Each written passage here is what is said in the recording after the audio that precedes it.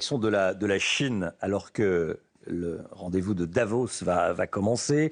Il y a eu des déclarations de Donald Trump il y a quelques instants, notamment au sujet du Groenland. Il dit les Européens ne vont pas résister beaucoup. C'est ce qu'a dit Donald Trump il y a quelques instants. On est en direct avec Shanhui Zhang. Bonjour Shanhui Zhang, qui est notre correspondante en Chine, journaliste chinoise. Bonjour Shanhui Zhang. Quelle est la position de la Chine sur le Groenland ?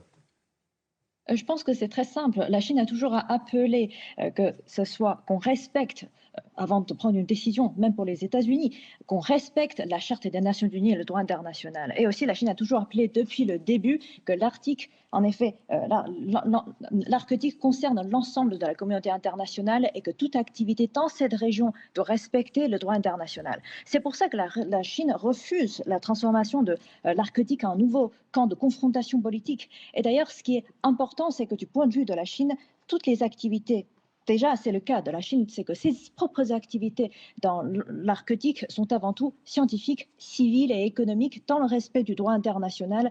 Et donc il n'est pas question de présence militaire ou de contrôle territorial. Donc je pense que la Chine est toujours restée très constante sur cette position, la position de la paix, du multilatéralisme et aussi tout doit respecter la Charte des Nations Unies.